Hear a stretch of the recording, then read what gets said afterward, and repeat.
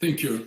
Dear friends, first of all, African friends, Russian friends, today we are going to discuss some topics, some issues about Africa, its future, its mission, its position, and the multipolar world. So I am really happy that my book, that is called Force Political Theory, is translated into Somali language.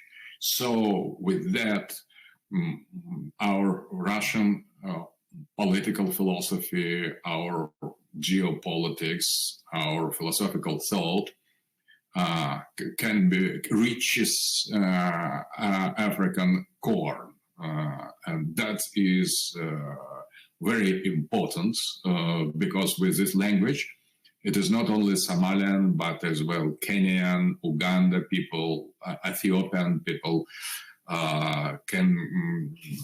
can read this book already translated almost in all European languages, in Turkish, in Arab, in Farsi, in Iranian, in very, very known this book is in Latin America, and now this book is coming to Africa. For me, that is very important. This translation into African language. It's very important, native African language. And I hope and I wish this kind of translation in other African languages will continue. That is, in my opinion, it is a very important step to bring our thinkers, our cultures, our civilization closer to each other. So now I'm coming to the main issue. First of all, African continent, African peoples are in search of its own future. For many centuries, this future, except of Ethiopia and Arab zones of African North, were more or less defined by colonizators, by European colonial powers. So there was no thought about African future, no free thought. Everything was dictated by the colonizers. And in the process of decolonization and freedom of Africa, the problem of how to consider, to imagine African future for African peoples became more and more important, more and more challenging. And that is clear process of decolonization. And now we are coming to a very important turn, crucial point in this process, the colonization of the mentality, the colonization of thought, the colonization of soul, the colonization of logos, of intellect. And that is crucial point, I think. And in that sense, I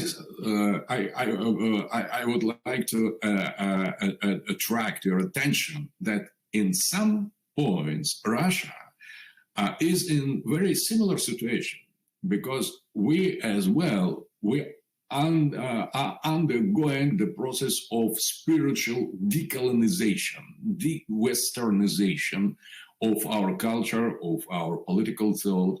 And in order to give some perspective on the process of decolonization of political Russian thought, I have written and elaborated concept of force political theory. But that was very interesting that many other peoples feel them in other countries, other states, other nations, feel themselves in a very similar position. So not only Russia or Africa or Islamic world or India or China need to be decolonized mentally, but as well, European people and Western people don't feel themselves in tune with the political modern modern philosophy, modern political philosophy.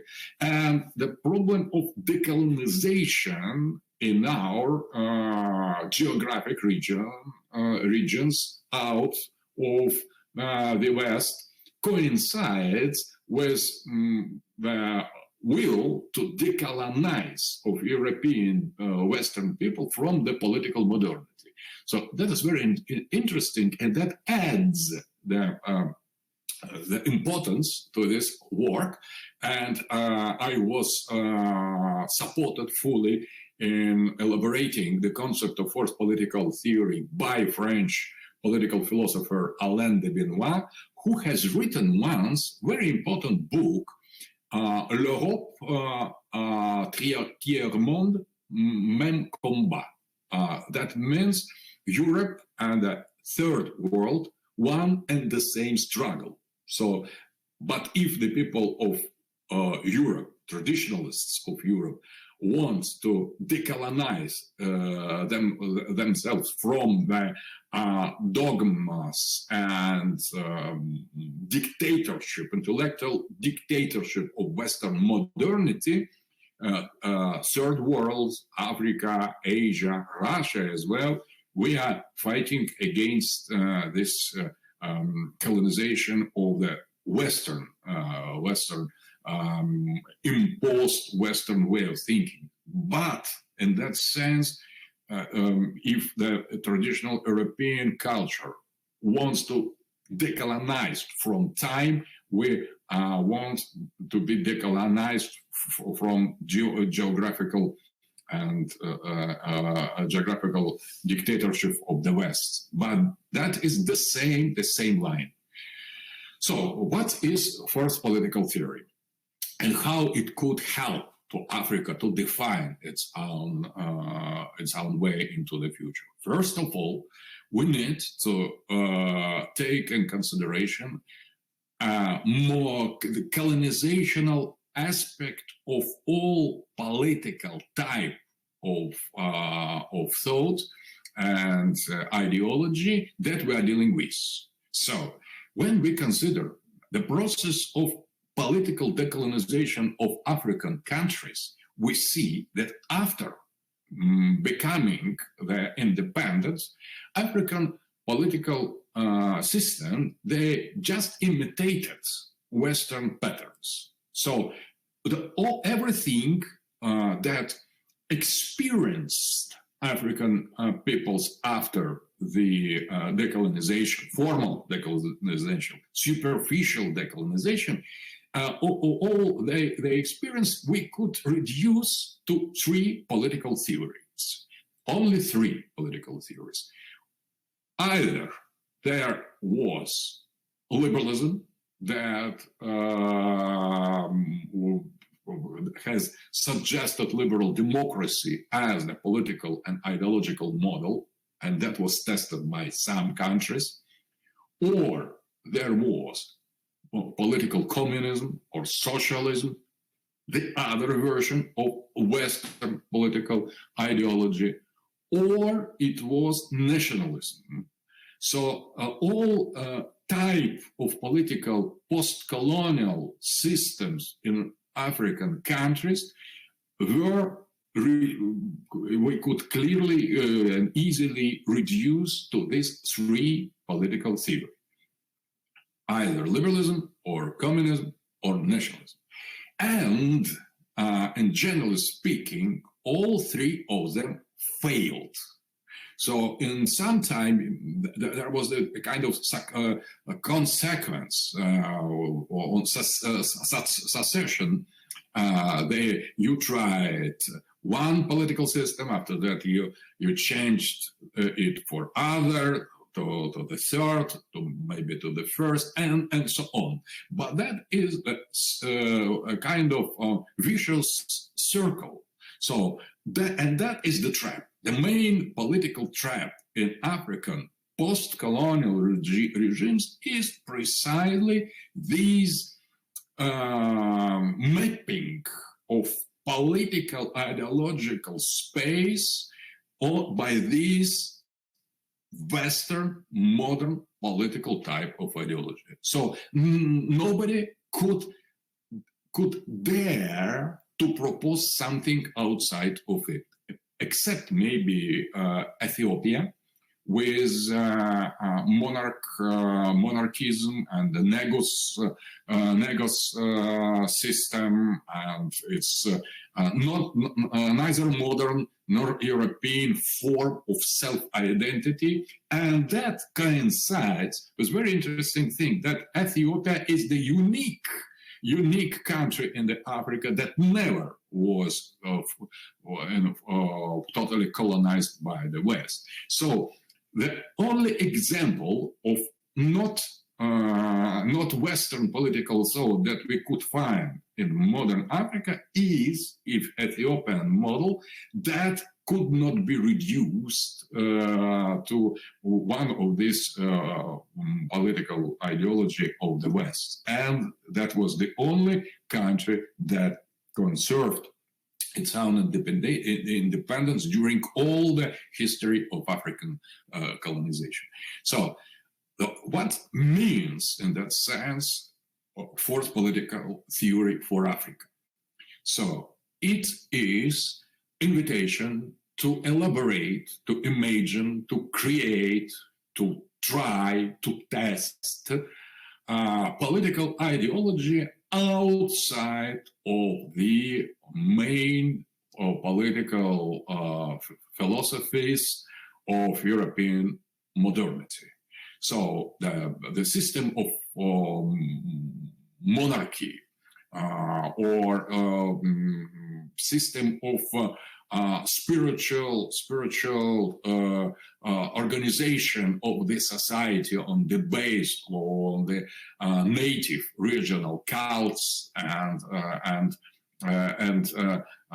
values, traditional values of different African people outside of the boundaries imposed by colonizer. It is the challenge of fourth political theory of Africa. Interesting that already before translation of my book, Fourth Political Theory in Somali, some African thinkers, most of them from Western Africa, as for example Kemisiba, but as well Mbok Basong and other political Ronoko Rashidi as well, they the disciples of Sheikh Anta Diop concept of the original African roots of Egyptian civilization and importance of the tradition of Egypt for all African cultures, they belong more or less to this line of the process of the tendency current to revival authentic, original, primordial African identity.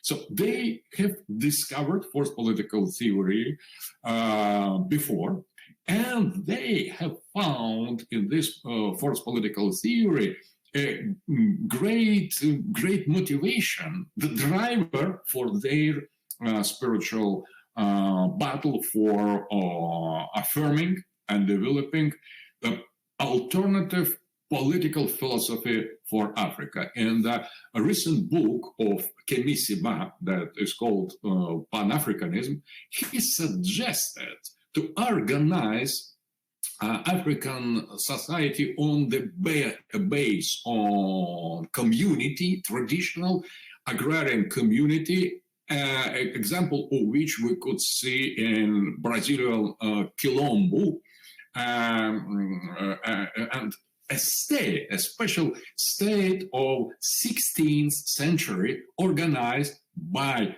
African slaves after becoming independent or getting out of their masters. They have created in Pernambuco, state of Brasilia, African state called Palmeiras, based on this Quilombo principle. So that was the federation of the self-sufficient agrarian communities, totally consisted from the Africans, and that was very successful example of how African people could organize their social and political life basing on their own traditional principles. That lasted during almost 1 century.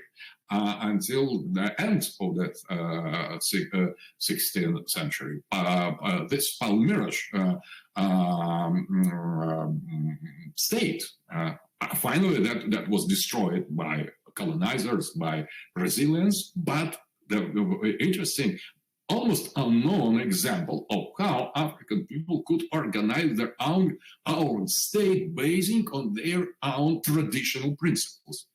So that is Quilombo concept of Kimisiba is very precious and very that fits very well in first political theory concept. The other concept of Kimisiba, I think, correspond precisely and could be example of how to adapt and adjust first political theory for Africa. It is the concept of metaphysical governance. So Kimisiba defends the concept that metaphysical government, it is a kind of traditional organization of African society where at the top of the society are sacred kings and priests of traditional religions, maybe monotheistic or polytheistic, that doesn't matter. The problem is purely African, according to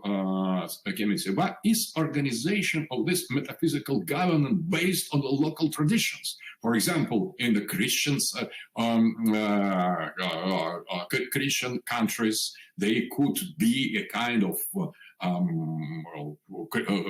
Christian ministers, but spiritual government deciding what is good and what is bad for the country, for the people, basing on metaphysical principle of their religion and not on the rules imposed by colonizers, by the Westerners. So in Islamic regions, that could be Sufi government or something like that. So spiritual man involved in the metaphysical contemplation and basing on knowledge of traditional roots can propose and suggest organization of the purely authentic African society. And in African Christianity and African Islam, they are very particular. And this particularity and traditional ancient principles of culture should be embedded in this metaphysical government. The same for non-monotheist peoples, and all that type of organization could and should be regarded not in the nation states that are artificial, purely colonial creation. They cut African peoples, African cultures by imposed boundaries that say more about how colonization was, how the fight between British and French colonization, Belgian and German and Spanish was in Africa. But that's these boundaries, these national states, they are almost totally imposed by colonizers. They have no roots in African history. In African history, you had more than 100 kingdoms, some more than a dozen of empires, very developed, very great states with very particular identity, with different logos, with different people living inside of totally independent, autonomous, sovereign system of political organization, where almost everywhere precisely we could identify this metaphysical government. So the idea, but when we are speaking about forced political theory, we don't suggest to replace Western political system by, for example, Russian political system. That's nothing of a sort. The idea is an invitation, but forced political theory is the invitation for Africans themselves to create, imagined, developed, and defend your own political philosophies based on your culture, on your values, on your profound primordial principles, metaphysical principles of your ancient and very, very rich cultures, outside of any suggestions of the Western colonizers. So outside of liberalism, outside of communism, outside of nationalism. So you are free not to follow a narrow example of the modern West in order to define and to choose your own our destiny, and only under this condition you could dream about realization of real liberty, real freedom, a real African future. That is very important thing, and each culture, each continent, each great space can, and in my opinion, should create their own forced political theory. It is not one theory for all. That universal or common element, common denominator for all these cultures and societies is precisely rejection, refuse to follow narrow imposed rule of three political theories created in Western modernity. And today, when, for example, it is clear that only liberalism now is in dominating position between all these three political theories. But when liberalism wants to destroy, deconstruct their ideological enemies, liberalism reduces immediately its opponent to communism or to fascism or nationalism. So, and after that, liberals deal with the opponent, with the protesters, as if they were socialists or nationalists, and liberals know how to win their political opponents of the same Western political modernity. The real challenge for the liberal hegemony of the Western globalism is precisely opposed to them, not socialism and communism, because they are products of the same Western civilization, but opposed to them the political systems totally independent from the Western political modernity. And that is common for us, for our version of forced political theory. It could mix postmodern and pre-modern elements. The main importance, the main thing is to reject Western political modernity, and outside of the West and outside of the modernity, to search the sources of inspiration and the basic models to reconstruct the society on the original original identity. That is the first part of my suggestion, is to explore the horizons of forced political theory for Africa, with the help of other society, other cultures, other continents, where the people are starting to do the same for Latin America, for Islamic countries, for China, for Iran, for Turkey, for India, and so on. So it is invitation to all. It is not imposition of Russian example. It is invitation to decolonize our minds in political sphere from this fatal and reducing, reductive dictatorship and hegemony of Western modern political thought. The next aspect that coincides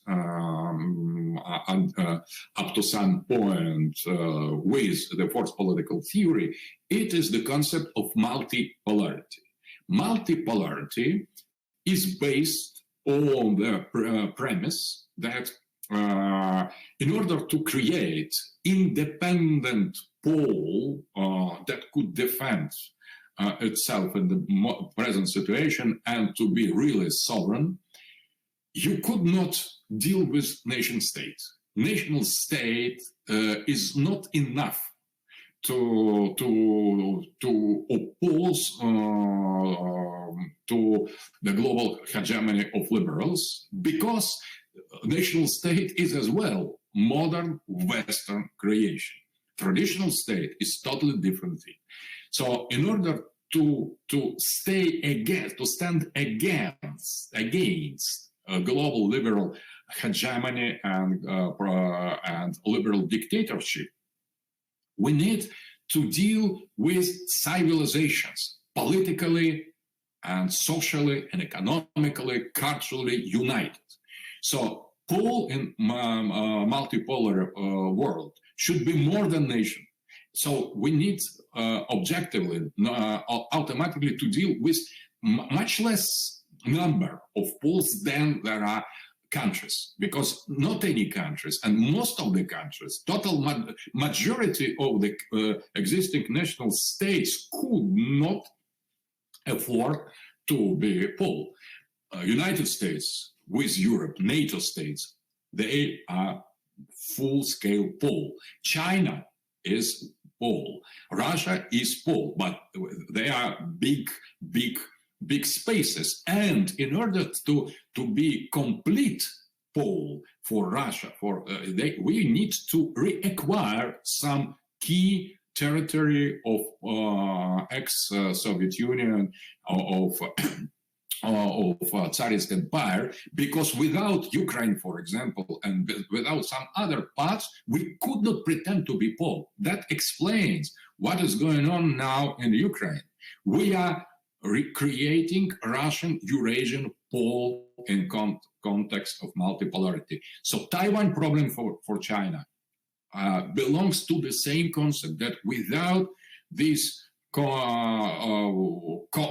complexion of Chinese power, regional power, China could not consider itself to be the full-scale pole. India is becoming more and more self-sufficient pole, and Islamic country think more and more about this necessity of kind of alliance of Islamic world in order to create a kind of the other pole in the multipolar system.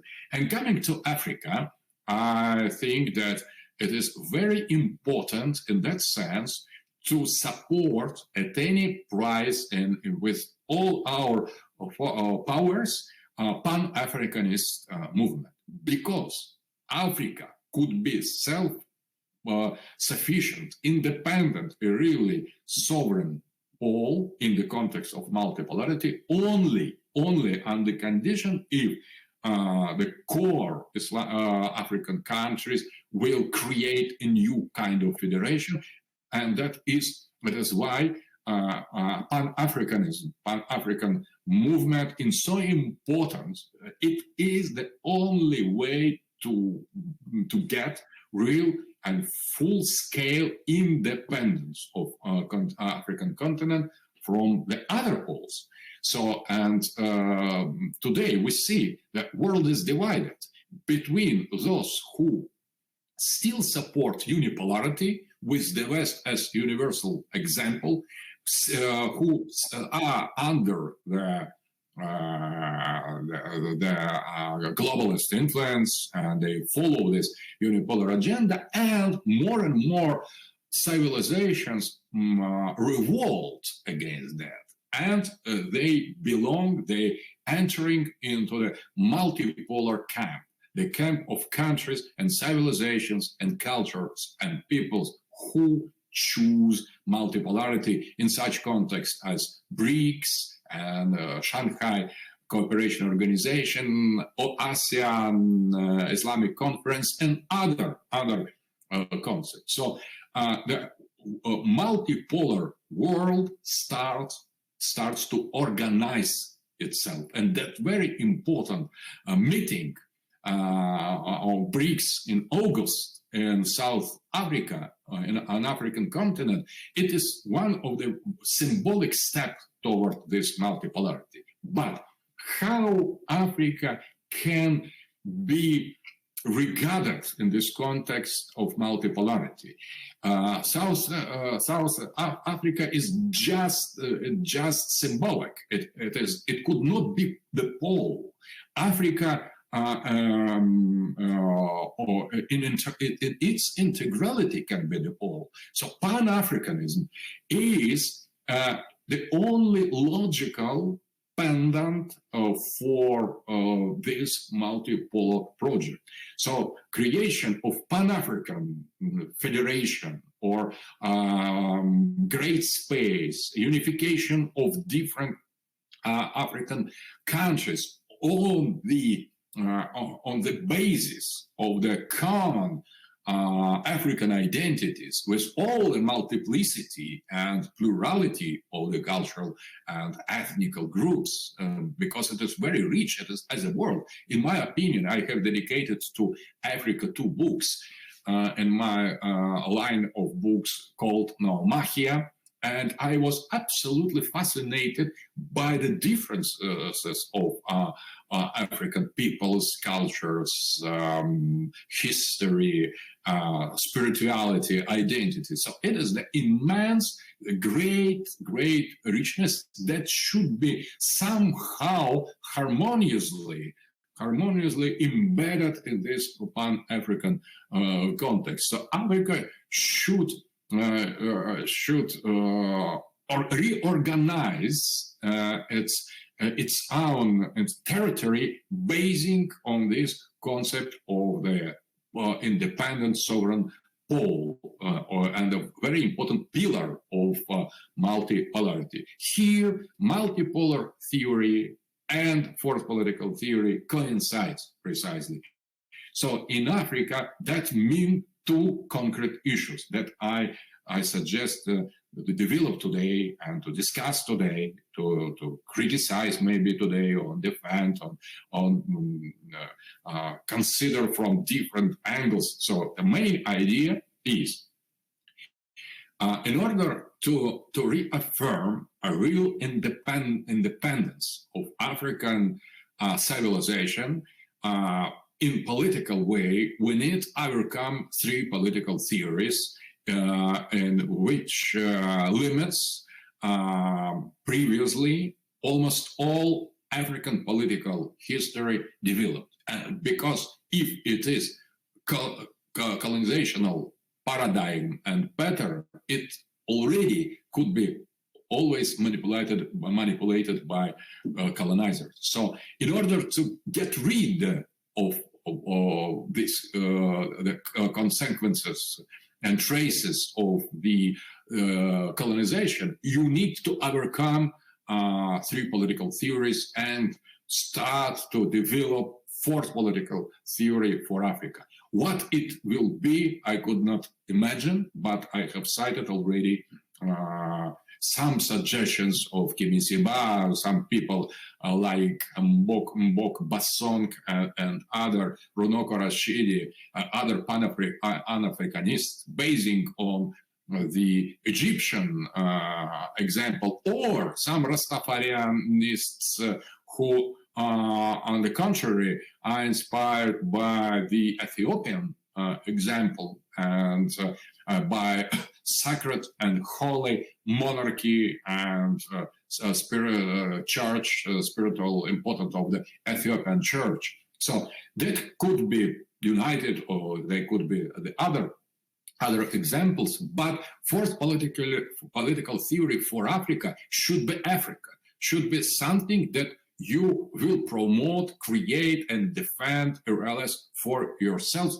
And in that sense, all the other poles and the pillars of multipolar world should be normally interested in that process. So we could help, we could suggest something, but we could not propose you already ready-made solution. It's up to you to discover that, and that is precisely what many of